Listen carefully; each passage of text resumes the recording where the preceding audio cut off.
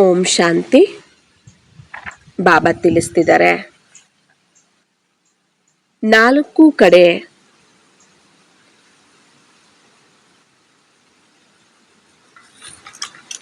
ವಿನಾಶದ ಅಗ್ನಿ, ವಿಕಾರಗಳ ಅಗ್ನಿ, ದೇಹ ಮತ್ತು ದೇಹ ಸಂಬಂಧಿಕರು, ಪದಾರ್ಥಗಳ ಒಂದು ಅಗ್ನಿ, ಪಶ್ಚಾತ್ತಾಪ ಅಗ್ನಿ. ಈ ಥರ 4 ಕಡೆ 4 ವಿಧವಾದ ಅಗ್ನಿ ಕಾಣಿಸುತ್ತೆ ಈಗ ಬರುವಂತಹ ಸಮಯದಲ್ಲಿ. ಅಂತಹ ಸಮಯದಲ್ಲಿ ಆತ್ಮಗಳು 1 ಸೆಕೆಂಡ್ ಶೀತಲತೆ ಅನುಭವ ಮಾಡಿಸಿ ಅಂತ ಶೀತಲತಾ ಶಕ್ತಿ ಇರುವ ನಿಮ್ಮ ಹತ್ರ ಓಡಿ ಓಡಿ ಬರ್ತಾರೆ. ನಾವು ಯೋಗದ ಮೂಲಕ ಬಾಬಾರವರನ್ನು ನೆನಪು ಮಾಡಿ ಚೆನ್ನಾಗಿ ಯೋಗದ ಅಗ್ನಿಯಿಂದ ವಿಕಾರಗಳನ್ನು ಭಸ್ಮ ಮಾಡಿಕೊಂಡು, ಕರ್ಮೇಂದ್ರಿಯಗಳನ್ನು ಶೀತಲ ಮಾಡಿಕೊಂಡು, ಶೀತಲತಾ ಶಕ್ತಿಯನ್ನು ಜಮಾ ಮಾಡಿಕೊಂಡು, ಶೀತಲತಾ ಶಕ್ತಿ ಸ್ವರೂಪರಾಗಿ ನಾವಿದ್ದಾಗ ನಮ್ಮ ಹತ್ರ ಅವರು ಬರ್ತಾರೆ. 1 ಸೆಕೆಂಡಿನ ಶೀತಲತೆ ನನಗೆ ಅನುಭವ ಮಾಡಿಸಿ ಅಂತ ಬರ್ತಾರೆ ನಿಮ್ಮ ಹತ್ರ. ಅಂತಹ ಸಮಯದಲ್ಲಿ 4 ಕಡೆ ಏನಾಗ್ತಿರುತ್ತೆ, ಆ ಒಂದು ಅಗ್ನಿ, ಆ ಒಂದು ಬಿಸಿ ಜಾಸ್ತಿ ಇರುತ್ತೆ. ಈ 4 ವಿಧವಾದ ಅಗ್ನಿಯ ಒಂದು ಬಿಸಿ ನಿಮಗೂ ಸಹ ಅದು ತಾಕಬಾರದು. ಅಷ್ಟು ನೀವು ಶೀತಲತಾ ಶಕ್ತಿನ ನೀವು ಜಮಾ ಮಾಡ್ಕೊಂಡಿರಬೇಕು. ಮತ್ತೆ 4 ಕಡೆ ಇರುವಂತ ಆ ಅಗ್ನಿಯನ್ನ ತೊಲಗಿಸುವಷ್ಟು ಶೀತಲತಾ ಶಕ್ತಿ ನಿಮ್ಮಲ್ಲಿರಬೇಕು. ಯಾವುದರ ಮೂಲಕ? ವರದಾನದ ಮೂಲಕ. 4 ಕಡೆ ಅಗ್ನಿಯನ್ನ, 4 ಕಡೆ ಇರುವ ಅಗ್ನಿಯನ್ನು ತೊಲಗಿಸುವಂತಹ ಮತ್ತೆ ಶೀತಲತೆಯ ಒಂದು ವರದಾನವನ್ನು ಕೊಡುವಂತವರಾಗಿ ನೀವಿರಬೇಕು. ಅಂದ್ರೆ ಶೀತಲತಾ ಶಕ್ತಿಯನ್ನು ನಾವು ಧಾರಣೆ ಮಾಡಿಕೊಂಡಿರ್ಬೇಕು. ಆ ಸಮಯದಲ್ಲಿ ಎಲ್ಲ ಯೋಗದ ಮೂಲಕ ಭಸ್ಮ ಮಾಡಿಕೊಂಡು ನಿರ್ವಿಕಾರಿಯಾಗಿ ಕರ್ಮೇಂದ್ರಿಯ ಜೀತರಾಗಿ ನಾವು ಪವಿತ್ರರಾಗಿ ಸತೋಪ್ರಧಾನರಾಗಿ ನಾವು ಇರಬೇಕು. ಆಗ ಏನಾಗುತ್ತೆ, ಶೀತಲತಾ ಶಕ್ತಿ ಅನ್ನುವಂಥದ್ದು ನಮ್ಮಲ್ಲಿ ಜಮಾ ಆಗಿರುತ್ತೆ. ಒಂದು ವೇಳೆ ನಿಮ್ಮಲ್ಲೇ ಯಾವುದಾದ್ರೂ ಒಂದು ಅಗ್ನಿ ಆದ್ರೂ ಅಂಶ ಮಾತ್ರವಾಗಿ ಇದ್ರೂ ಕೂಡ, ಯಾವುದಾದ್ರೂ ಅಗ್ನಿ ಅಂತಂದ್ರೆ ಇವಾಗ ಹೇಳಿದ್ರಲ್ಲ, ವಿಕಾರಗಳಲ್ಲಿ ಇರ್ಬೋದು, ವಿಕಾರಗಳ ಅಗ್ನಿ ಇರ್ಬೋದು, 5 ವಿಕಾರಗಳ ಅಗ್ನಿ, ದೇಹದ ಅಭಿಮಾನ, ದೇಹ ಸಂಬಂಧಿಕರ ಮೇಲೆ ಆಸಕ್ತಿ ಮೋಹ, ಪದಾರ್ಥಗಳ ಮೇಲೆ ಆಸಕ್ತಿ ಮೋಹ ಏನಾದ್ರೂ ಇತ್ತು ಅಂದ್ರೆ, ಯಾವ್ದಾದ್ರೂ ಒಂದು ವಿಧವಾದ ಅಂಶ ಮಾತ್ರವಾಗೂ ಏನಾದ್ರೂ ನಿಮ್ಮಲ್ಲಿ ಇತ್ತು ಅಂದ್ರೆ, ನೀವು 4 ಕಡೆ ಇರುತ್ತಲ್ಲ ಅಗ್ನಿ, 4 ವಿಧವಾದ ಅಗ್ನಿಯಲ್ಲಿ ನೀವು ಸಿಕ್ಕಾಕೊಂಡ್ಬಿಡ್ತೀರ. ಯಾಕೆ ಅಂದ್ರೆ ಅಗ್ನಿಯನ್ನ ಹಿಡ್ಕೊಂಡ್ಬಿಡುತ್ತೆ. ನಿಮ್ಮಲ್ಲೂ ಆ ಅಗ್ನಿ ಇದೆ, ಹೊರಗಡೆ 4 ಕಡೆನೂ ಆ ಅಗ್ನಿ ಇದೆ. ಮತ್ತೆ ಅದೇನ್ ಮಾಡ್ಬಿಡುತ್ತೆ, ನಿಮ್ಮನ್ನ ಸೆಳೆಯುತ್ತೆ, ವಶ ಮಾಡ್ಕೊಂಡ್ಬಿಡುತ್ತೆ, ನೀವು ಅದ್ರಲ್ಲಿ ಸಿಕ್ಕಾಕೊಂಡ್ಬಿಡ್ತೀರ. ಅದಕ್ಕೋಸ್ಕರ ನಾವೇನ್ ಮಾಡ್ಬೇಕು, ಈ ಅಗ್ನಿಗಳೆಲ್ಲದನ್ನ ನಾವು ಜಯಿಸುವಂತಹ ಶೀತಲಾದೇವಿಗಳಾಗಿರ್ಬೇಕು. ಈ ಎಲ್ಲ ಅಗ್ನಿಗಳ ಪ್ರಭಾವ ನಮ್ಮ ಮೇಲೆ ಬೀಳಬಾರದು. ಅಷ್ಟು ನಾವು ಶೀತಲಾದೇವಿ, ಶೀತಲತಾ ಶಕ್ತಿಯನ್ನ ಧಾರಣೆ ಮಾಡಿಕೊಂಡು ಶೀತಲಾದೇವಿಗಳಾಗಿ ನಾವಿರಬೇಕು ಅಂತ ಹೇಳ್ತಿದ್ದಾರೆ ಬಾಬಾ. ಮನಸ್ಸು ಶೀತಲ, ಬುದ್ಧಿ ಶೀತಲ, ಸಂಸ್ಕಾರಗಳು ಶೀತಲ, ಶರೀರ ಶೀತಲ, ಕರ್ಮೇಂದ್ರಿಯಗಳು ಶೀತಲ ಅಲ್ವಾ? ಯಾವುದೇ ಒಂದು ಅಗ್ನಿ ಇಲ್ಲ ವಿಕಾರದ್ದು. ಆಯ್ತಾ?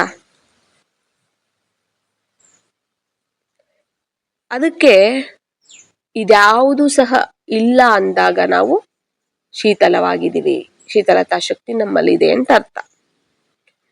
ಆದ್ರೂ ಕೂಡ ಈ ಒಂದು ವಿನಾಶದ ಒಂದು ಅಗ್ನಿಯಿಂದ ನೀವು ರಕ್ಷಣೆ ಮಾಡ್ಕೋಬೇಕು. ಅದಕ್ಕೆ ಸಾಧನ ನಿರ್ಭಯತಾ ಶಕ್ತಿ. ಯಾಕಂದ್ರೆ ವಿನಾಶವನ್ನ ನೋಡೋದಕ್ಕೆ ಧೈರ್ಯ ಬೇಕು. ಬಾಬಾ ಹೇಳಿದ್ದಾರೆ, ನೀವು ಮಾಸ್ಟರ್ ಮಹಾಕಾಲರಾಗಬೇಕು. ಅಕಾಲ ಸಿಂಹಾಸನಾಧಿಕಾರಿಗಳು ಅಕಾಲ ಮೂರ್ತಿಗಳಾಗಿ ಮಾಸ್ಟರ್ ಮಹಾಕಾಲರಾಗಿರ್ಬೇಕು.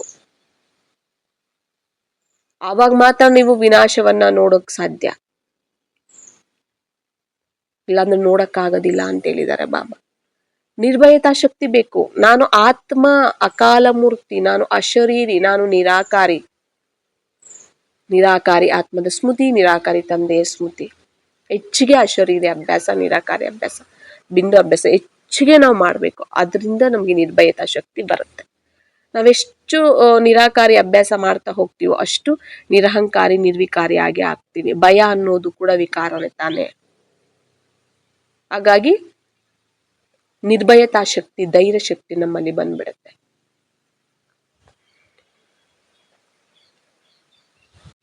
ಆ ನಿರ್ಭಯತಾ ಶಕ್ತಿ ಕೂಡ ಯಾವಾಗಿರುತ್ತೆ ಹೇಳಿ? ಸಂಪನ್ನ, ಸಂಪೂರ್ಣ ಆದಾಗ. ಭಯ ಇರೋದಿಲ್ಲ ನನಗೆ, ಬರ್ಲಿ ಬಿಡು, ನಾನು ಸಂಪನ್ನ ಆಗಿದ್ದೀನಿ, ಸಂಪೂರ್ಣ, ನಾನು ಎವರ್ ರೆಡಿ. ಅಚಾನಕ್ ಬಾಬಾ ಅಚಾನಕ್ ಆಗಿ ಎವರ್ ರೆಡಿ ಆಗಿರಿ ಅಂತ ಹೇಳಿದ್ದಾರೆ. ಅಚಾನಕ್ ಆಗಿ ಏನ್ ಬೇಕಾದ್ರೂ ಆಗುತ್ತೆ, ಎವರ್ ರೆಡಿ ಆಗಿರಿ ಅಂತ ಹೇಳಿದ್ದಾರೆ. ನಾನು ಅಚಾನಕ್ ಆಗಿ ಏನಾದ್ರೂ ಪರವಾಗಿಲ್ಲ, ನಾನು ಎವರ್ ರೆಡಿ ಆಗಿರ್ತೀನಿ, ಪ್ರತಿ ಸೆಕೆಂಡು ಎವರ್ ರೆಡಿ. ಮತ್ತೆ ನಿರ್ಭಯತಾ ಶಕ್ತಿ ಇರುತ್ತಲ್ಲ, ವಿನಾಶ ಬಂದ್ರು ನನಗೇನು ಮಾಡಕ್ಕಾಗಲ್ಲ.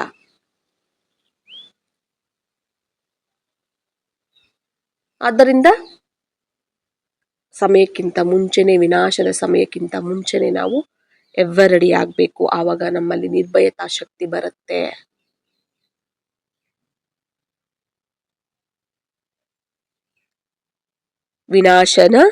ವಿನಾಶದ ಅಗ್ನಿಯಿಂದ ರಕ್ಷಣೆ ಮಾಡ್ಕೊಳ್ಳೋದಕ್ಕೆ ಸಾಧನ ಏನು? ನಿರ್ಭಯತಾ ಶಕ್ತಿ. ನಾವು ಚೆನ್ನಾಗಿ ಓದಿಲ್ಲ, ನಾವು ಚೆನ್ನಾಗಿ ಪ್ರಿಪೇರ್ ಆಗಿಲ್ಲ ಅಂದ್ರೆ ಎಕ್ಸಾಮ್ ಟೈಮಲ್ಲಿ ಭಯ ಆಗುತ್ತೆ. ಚೆನ್ನಾಗಿ ಓದಿದೀವಿ ಅಂದ್ರೆ ಧೈರ್ಯವಾಗಿ ಕೂತ್ಕೊಂಡು ಕಾನ್ಫಿಡೆನ್ಸ್ ಇಂದ ನಾವು ಬರ್ದ್ಬಿಟ್ಟು ಬರಲ್ವಾ? ಧೈರ್ಯದಿಂದ ನಾನು ಪಾಸ್ ಆಗೇ ಆಗ್ತೀನಿ ಅನ್ನೋದು ಗೊತ್ತಿರುತ್ತೆ. ಅದೆಷ್ಟೇ ಟಫ್ ಕೊಟ್ಟಿರ್ಲಿ ಕ್ವಶನ್ಸು, ನಾನು ಬರೆದು ನಾನು ಪಾಸ್ ಆಗ್ತೀನಿ ಅನ್ನೋ ಧೈರ್ಯ ಇರುತ್ತೆ ಅವ್ರಿಗೆ, ಆ ಕಾನ್ಫಿಡೆನ್ಸ್ ಇರುತ್ತೆ ಅಲ್ವಾ? ಚೆನ್ನಾಗಿ ಓದಿದ್ರೆ. ಹಂಗೆ ಇಲ್ಲೂ ನಾವು ಚೆನ್ನಾಗಿ ಪುರುಷಾರ್ಥ ಮಾಡಿ ಸಂಪಾದನೆ ಮಾಡ್ಕೊಂಡಿದೀವಿ ಅಂತಂದ್ರೆ ಧೈರ್ಯವಾಗಿರ್ತೀವಿ ನಾವು. ನಿರ್ಭಯತಾ ಶಕ್ತಿ ಇರುತ್ತೆ, ಭಯ ಪಡೋದಿಲ್ಲ. ಆಗ ನಾವು ಆ ವಿನಾಶವನ್ನ ನಾವು ನೋಡ್ಬೋದು, ಎದುರಿಸಬಹುದು ಕೂಡ. ನಿರಾಕಾರಿ ಅಭ್ಯಾಸ ಮಾಡಿ ನಿರಹಂಕಾರಿ, ನಿರ್ವಿಕಾರಿ ಆಗ್ಬೇಕು. ಆಗ ನಾವು ವಿನಾಶವನ್ನ ಎದುರಿಸಕ್ ಸಾಧ್ಯ ಆಗುತ್ತೆ, ನಿರ್ಭಯತಾ ಶಕ್ತಿ ಸ್ವರೂಪರಾಗಕ್ಕೆ ಸಾಧ್ಯ ಆಗತ್ತೆ. ಮತ್ತೆ ಬಾಬಾ ಹೇಳ್ತಾರೆ, ವಿಕಾರಗಳ ಅಗ್ನಿಯಿಂದ ರಕ್ಷಣೆ ಮಾಡ್ಕೊಳ್ಳೋದಕ್ಕೆ ಸಾಧನೆ ಯಾವುದು? ವಿಕಾರಗಳು. ವಿಕಾರ ಎಲ್ಲಿಂದ ಬಂತು? ದ್ವಾಪರ ಕಲಿಯುಗದಿಂದ ಬಂತು ವಿಕಾರ ಅಲ್ವಾ? ಆದ್ರೆ ನನ್ನ ಅನಾದಿ ಸಂಸ್ಕಾರ ಏನು? ಅನಾದಿ ಸಂಸ್ಕಾರ ಏನು? ನಿರ್ವಿಕಾರಿಯಾಗಿರೋದು, ಪವಿತ್ರವಾಗಿರೋದು. ಎಲ್ಲಿ? ಪರಂಧಾಮದಲ್ಲಿ. ಮತ್ತೆ ಆದಿ ಸಂಸ್ಕಾರ ಏನು? ಅಲ್ಲೂ ಅಷ್ಟೇ ಸತೋಪ್ರಧಾನ, ನಿರ್ವಿಕಾರಿ, ಪವಿತ್ರವಾಗಿರುವಂಥದ್ದು ಅಲ್ವಾ? ಮತ್ತೆ ಇದರ ಸ್ಮೃತಿಯಲ್ಲಿ ಬನ್ನಿ. ವಿಕಾರಗಳ ಅಗ್ನಿಯಿಂದ ರಕ್ಷಣೆ ಮಾಡ್ಕೊಳ್ಳೋ ಸಾಧನನೇ ಆದಿ ವಂಶದ ಸ್ಮೃತಿ ತಗೊಂಡ್ ಬನ್ನಿ. ಅನಾದಿಯಾಗಿ ಸಂಪೂರ್ಣ ಸತೋ ಪ್ರಧಾನ ಆತ್ಮ, ಅನಾದಿ ಆತ್ಮ ನಾನು, ಸಂಪೂರ್ಣ ಸತೋ ಪ್ರಧಾನ ಆತ್ಮ, ಮತ್ತೆ ಆದಿ ದೇವಾತ್ಮ ನಾನು. ಈ ಸ್ಮೃತಿಯಲ್ಲಿ ಇದ್ದೀರಾ ನೀವು ಅಂದ್ರೆ ವಿಕಾರಗಳ ವಂಶ ಸಮಾಪ್ತಿ ಆಗ್ಬಿಡತ್ತೆ. ಅರ್ಥ ಆಯ್ತಲ್ಲ? ವಿಕಾರಗಳ ವಂಶ ಸಮಾಪ್ತಿ ಆಗ್ಬಿಡತ್ತೆ. ಯಾಕಂದ್ರೆ ಅನಾದಿಯಲ್ಲೂ ವಿಕಾರ ಇರಲ್ಲ, ಆದಿಯಲ್ಲೂ ವಿಕಾರ ಇರಲ್ಲ. ದ್ವಾಪರ ಕಲಿಯುಗದಲ್ಲಿ ಮಾತ್ರ ಅಷ್ಟೇ. ಬಟ್ ಅದನ್ನ ಸ್ಮೃತಿಗೆ ತರಬಾರ್ದು. ಕೇವಲ ಅನಾದಿ ಆದಿ ಇದನ್ನ ಸ್ಮೃತಿಯಲ್ಲಿ ಇಟ್ಕೋಬೇಕು. ಆಗ ವಿಕಾರಗಳ ವಂಶ ಸಮಾಪ್ತಿ ಆಗತ್ತೆ ಅಂತ ಹೇಳ್ತಿದ್ದಾರೆ. ಅದಕ್ಕೆ ನಮ್ಮನ್ನ ನೋಡಿದ್ರು ನಾವು ಅದೇ ರೀತಿ, ನನ್ನ ಅನಾದಿ ಸ್ವರೂಪ, ಆದಿ ಸ್ವರೂಪದಲ್ಲೇ ನನ್ನನ್ನು ನಾನು ಸ್ಮೃತಿ ಮಾಡಬೇಕು, ನನ್ನನ್ನು ನಾನು ತಿಳ್ಕೋಬೇಕು.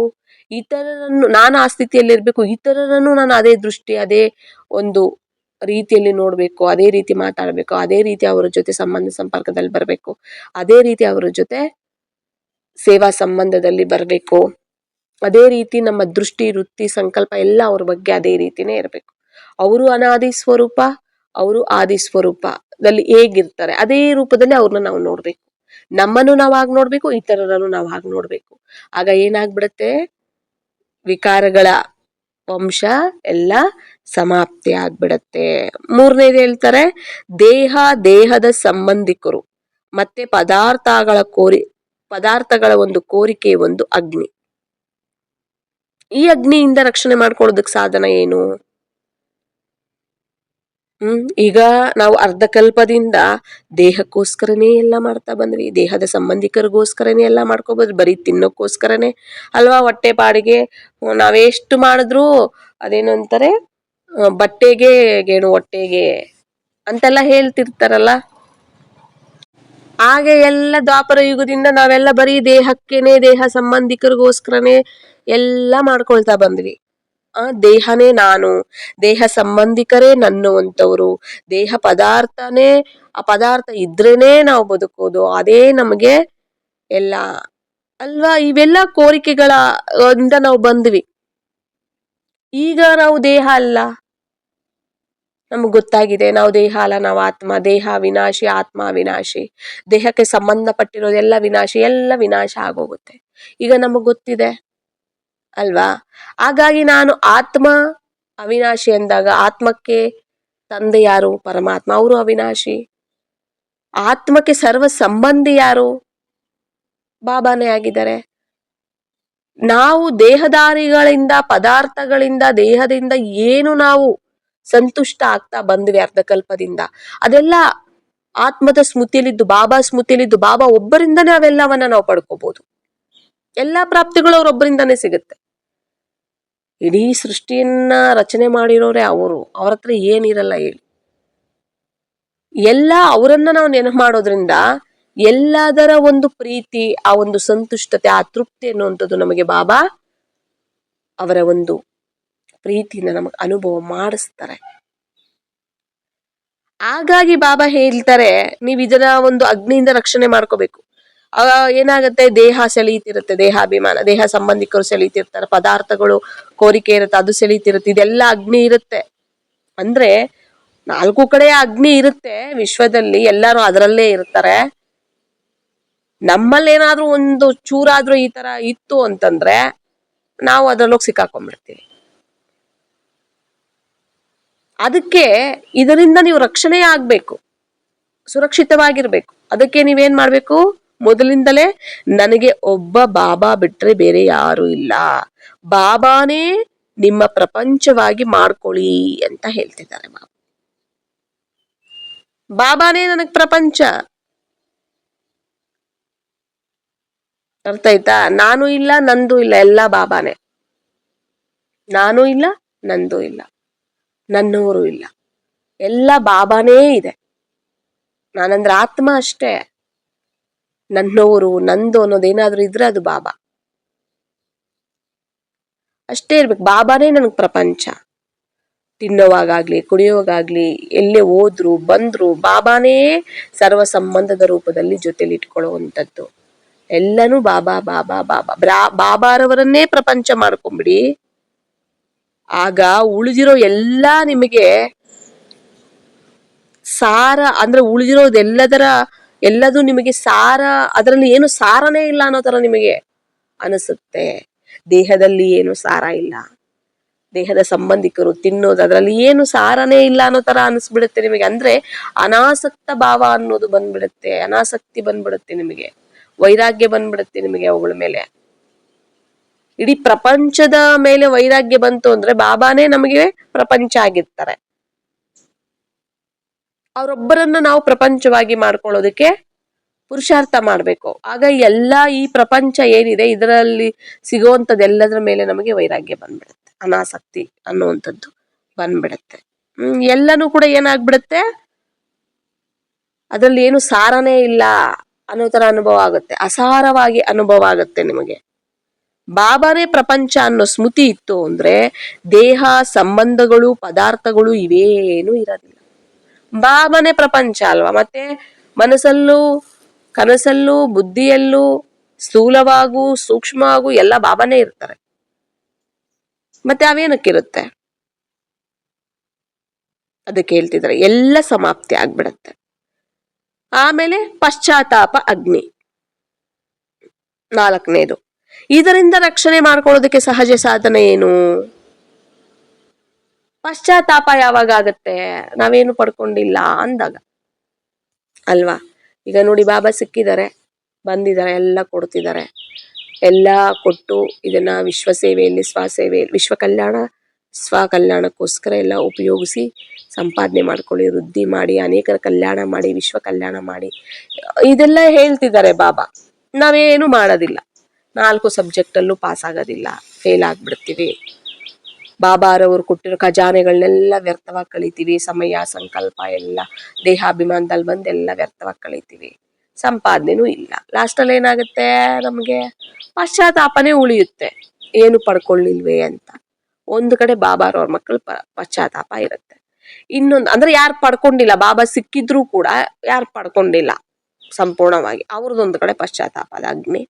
ಇನ್ನೊಂದು ಕಡೆ ಅಜ್ಞಾನಿ ಆತ್ಮಗಳು ಪಶ್ಚಾತ್ತಾಪ. ಭಗವಂತ ಬಂದಿದ್ರು, ನನ್ನ ಹತ್ರ ಬಂದಿದ್ರು, ಹೇಳಿದ್ರು, ತಿಳಿಸಿದ್ರು, ನಾನು ಅರ್ಥ ಮಾಡ್ಕೊಳ್ಳಿಲ್ಲ, ನಾನು ಕೇಳಲಿಲ್ಲ, ನಾನು ಕಳ್ಕೊಂಡ್ಬಿಟ್ಟೆ.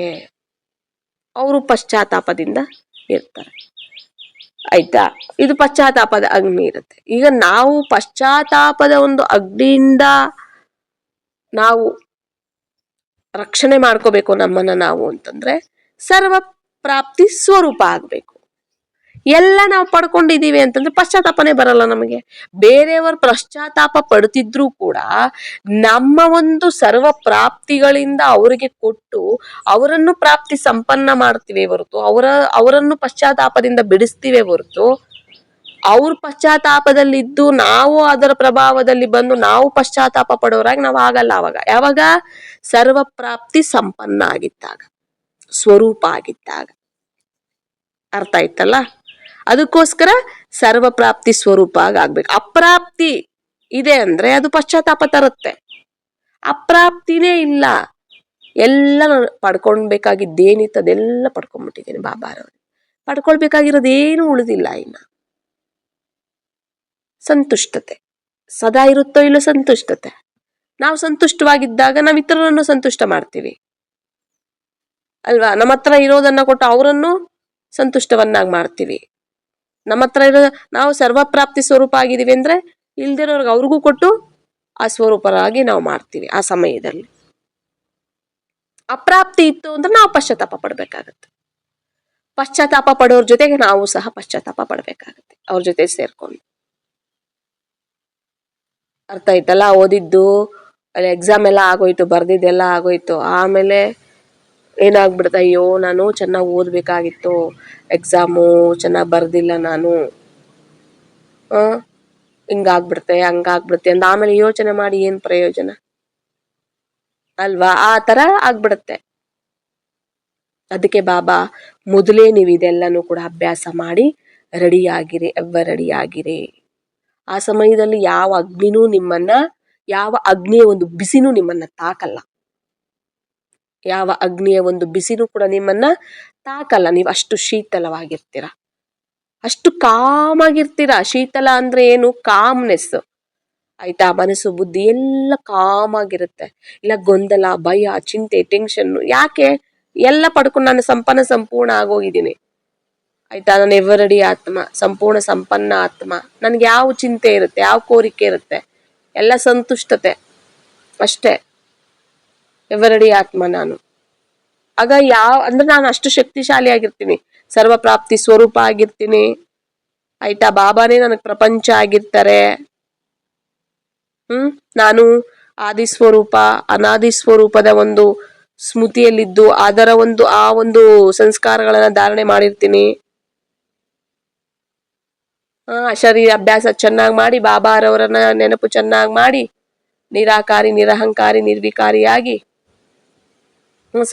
ಸಂಪೂರ್ಣ ಆಗಿರ್ತೀನಿ. ನಿರ್ಭಯತಾ ಶಕ್ತಿ ಕೂಡ ಅಲ್ಲಿ ಇರುತ್ತೆ ನನಗೆ. ಅವಾಗ ಏನೇ ಆದ್ರೂ ಕೂಡ ಧೈರ್ಯವಾಗಿ ನನ್ನ ಸಮಸ್ಯೆಯನ್ನ ಎದುರಿಸ್ತೀನಿ. ಯಾಕೆಂದ್ರೆ ನನ್ನಲ್ಲಿ ಆ ಶಕ್ತಿ ತುಂಬಿಕೊಂಡಿರ್ತೀನಿ ನಾನು ಬಾಬಾರವರಿಂದ. ನೆನಪು ಮಾಡಿ, ಅಶರೀರಿ ಸ್ಥಿತಿಯಲ್ಲೇನೆ ಜಾಸ್ತಿ ತುಂಬೋದು ಶಕ್ತಿಗಳು, ನಿರಾಕಾರಿ ಸ್ಥಿತಿಯಲ್ಲಿ. ಹಾಗಾಗಿನೇ ನಿರಾಕಾರಿ ಅಭ್ಯಾಸ, ಬಿಂದು ಅಭ್ಯಾಸ ಜಾಸ್ತಿ ಮಾಡಿ ಅಂತ ಹೇಳೋದು ಬಾಬಾ.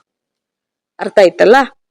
ಈ ರೀತಿ 4 ಕಡೆ ಈ ತರ ಅಗ್ನಿ ಅನ್ನುವಂಥದ್ದಿರುತ್ತೆ ಪ್ರಪಂಚದಲ್ಲಿ, ಅದು ನಿಮ್ಮನ್ನ ಸೆಳಿಬಾರದು. ಅದನ್ನ ನೀವು ರಕ್ಷಣೆ ಮಾಡ್ಕೊಳ್ಳೋದಕ್ಕೆ ಬಾಬಾ ಸಾಧನವನ್ನ ತಿಳಿಸಿದ್ರು. ಇವಾಗ ಅದಕ್ಕೆ ಏನು ಸಾಧನ, ಅದಕ್ಕೆ ವಿಧಿ ಏನು ಅನ್ನುವಂಥದ್ದು ತಿಳಿಸಿದ್ರು. ಇವೆಲ್ಲ ಆಗೋದೇ ಇದೆ. ಇದು ನೋಡಿ 21/2/85 ತಿಳಿಸಿರುವಂಥದ್ದು ಅವ್ಯಕ್ತವಾಣಿಯಲ್ಲಿ. 21/2/85 ಅವ್ಯಕ್ತವಾಣಿಯಲ್ಲಿ ತಿಳಿಸಿರುವಂತ ಮಹಾವಾಕ್ಯಗಳಿದು. ಹಾಗಾಗಿ 4 ಕಡೆ ಈ ರೀತಿ ಇರುತ್ತೆ.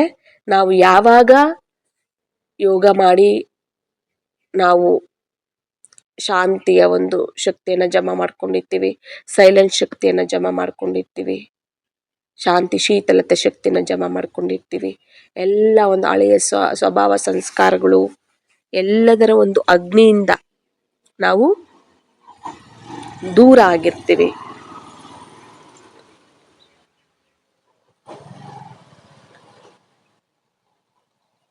ಆಗ ಬರೋರ್ಗೂ ನಾವು ಆ ಶೀತಲತೆಯ ಒಂದು ಶಕ್ತಿಯನ್ನ ಅವ್ರಿಗೂ ಕೊಡಬಹುದು. ಅದನ್ನ ಶೀತಲ ಅಂದ್ರೆ ಅಗ್ನಿಯ ಒಂದು ಬಿಸಿ ಏನಿರತ್ತಲ್ಲ ಅದನ್ನ ನಾವು ಸಮಾಪ್ತಿನೂ ಮಾಡ್ಬೋದು. ಅಂದ್ರೆ ಇತರರಿಗೂ ಕೂಡ ನಾವು ವರದಾನದ ರೂಪದಲ್ಲಿ ಶೀತಲತಾ ಶಕ್ತಿಯನ್ನ ನಾವು ಕೊಡಬಹುದು. ಆ ರೀತಿ ನಾವು ಎಲ್ಲಾ ಒಂದು ಹಳೆಯದು ಏನಿದೆ ಎಲ್ಲದ ಒಂದು ಅಗ್ನಿಯನ್ನ ನಮ್ಮೊಳಗಡೆ ಆತ್ಮದ ಒಳಗಡೆ ಇರೋದೆಲ್ಲದನ್ನ ಸಮಾಪ್ತಿ ಮಾಡಿಕೊಂಡು, ಈ ರೀತಿ ಯಾವುದು ಅನುಭವ ಆಗ್ಬಾರ್ದು ನಮಗೆ ಇದರಲ್ಲಿ ಒಂದು ಕೂಡ ಅಂತಿಮದಲ್ಲಿ. ಆ ರೀತಿ ನಾವು ಇವಾಗ್ಲೇನೆ ಸಂಪೂರ್ಣ ಆಗಿ ನಾವು ಎವ್ವರಡಿಯಾಗಿ ಹೋದ್ವಿ ಅಂದ್ರೆ ಈ ತರ ಎಷ್ಟೇ ಅಗ್ನಿಗಳಿದ್ರು ಕೂಡ ಅದರ ಪ್ರಭಾವ ನಮ್ಮ ಮೇಲೆ ಬೀಳೋದಿಲ್ಲ. ಆಯ್ತಾ? ಆ ರೀತಿ ನಾವು ಪುರುಷಾರ್ಥ ಮಾಡ್ಬೇಕು. ಆ ರೀತಿ ನಮ್ಮನ್ನ ನಾವು ರಕ್ಷಣೆ ಮಾಡ್ಕೋಬಹುದು ಅಂತ ಹೇಳ್ತಿದ್ದಾರೆ ಬಾಬಾ. ಅರ್ಥ ಆಯ್ತಲ್ಲ? 4 ಕಡೆ ಅಗ್ನಿಯೇ ಅಗ್ನಿ ಇರುತ್ತೆ. ಅದರಿಂದ ನೀವು ಹೇಗೆ ನಿಮ್ಮನ್ನ ನೀವು ರಕ್ಷಣೆಯಾಗಿಟ್ಕೊಳ್ತೀರಾ ಅಂದ್ರೆ ಅದಕ್ಕೆ ಸಾಧನೆ ಇಲ್ಲೇನೆ ನಾವು ಮಾಡ್ಬೇಕು. ಈ ಸಮಯದಿಂದಲೇ ನಾವು ಇದೆಲ್ಲವನ್ನ ನಾವು ಪುರುಷಾರ್ಥ ಮಾಡಿ ಸಂಪೂರ್ಣ ಸ್ಥಿತಿಗೆ ಬಂದ್ವಿ. ಆಗ ಯಾವುದೇ ಅದಕ್ಕೆ ಈಗ್ಲಿಂದಾನೇ ನಾವು ಅಭ್ಯಾಸ ಮಾಡ್ಬೇಕು. ದೇಹದ ಸ್ಮೃತಿ ಬರಬಾರದು, ಸಂಬಂಧಿಗಳ ಸ್ಮೃತಿ. ಹೇಳಿದ್ರಲ್ಲ, ಅನಾದಿ ಆದಿ. ಅವರನ್ನು ನೋಡಿದ್ರು ಅದೇ ಸ್ವರೂಪದಲ್ಲಿ ನೋಡಿ, ನಿಮ್ಮನ್ನು ನೀವು ಅದೇ ಸ್ವರೂಪದಲ್ಲಿ ನೋಡ್ಕೊಳ್ಳಿ. ಬಾಬಾ ಒಬ್ಬರು ಬಿಟ್ರೆ ಬೇರೆ ಯಾರಿಲ್ಲ. ಬಾಬಾನೇ ನನಗ್ ಪ್ರಪಂಚ. ತಿಂದ್ರು ಕುಡಿದ್ರು ಎದ್ರು ಕೂತ್ರು ಸಂಕಲ್ಪದಲ್ಲೂ ಮನಸ್ಸಲ್ಲೂ ಕನಸಲ್ಲೂ ಎಲ್ಲದರಲ್ಲೂ ಬಾಬಾ ಬಾಬಾ ಬಾಬಾ ಬಾಬಾ ಬಿಟ್ರೆ ಇನ್ನೊಬ್ರಿಲ್ಲ. ಆ ರೀತಿ ಇರ್ಬೇಕು. ಆ ರೀತಿ ಇದ್ದಾಗ ಬಾಬಾರಿಂದ ನಮಗೆಲ್ಲ ಸಿಗುತ್ತೆ. ನಾವು ಸರ್ವಪ್ರಾಪ್ತಿ ಸಂಪನ್ನರು ಆಗ್ತೀವಿ, ಸ್ವರೂಪರು ನಾವು ಆಗ್ತೀವಿ. ಅರ್ಥ ಆಯ್ತಲ್ಲ? ಪಶ್ಚಾತ್ತಾಪ ಪಡೋರಾಗ್ಬಾರ್ದು, ವಿನಾಶದಲ್ಲಿ ಸಿಕ್ಕಾಕೊಳ್ಳೋರಾಗ್ಬಾರ್ದು, ವಿಕಾರಗಳ ಅಗ್ನಿಯಲ್ಲೂ ಸಿಕ್ಕಾಕೊಳ್ಳೋರಾಗ್ಬಾರ್ದು. ಆಯ್ತಲ್ಲ? ದೇಹದ ಪದಾರ್ಥಗಳು, ದೇಹ, ಸಂಬಂಧಿಕರು, ಅವುಗಳ ಒಂದು ಅಗ್ನಿಯಲ್ಲೂ ನಾವು ಸಿಕ್ಕಾಕೊಳ್ಳೋರಾಗ್ಬಾರ್ದು. ಪಶ್ಚಾತ್ತಾಪದ ಅಗ್ನಿಯಲ್ಲೂ ನಾವು ಸಿಕ್ಕಾಕೊಳ್ಳೋರಾಗ್ಬಾರ್ದು ಅಂತಿಮದಲ್ಲಿ. ಆ ರೀತಿ ನಾವು ಪುರುಷಾರ್ಥ ಮಾಡಿ ಎವರ್ ರೆಡಿ ಆಗಿರ್ಬೇಕು. ಅಚ್ಚ. ಓಂ ಶಾಂತಿ.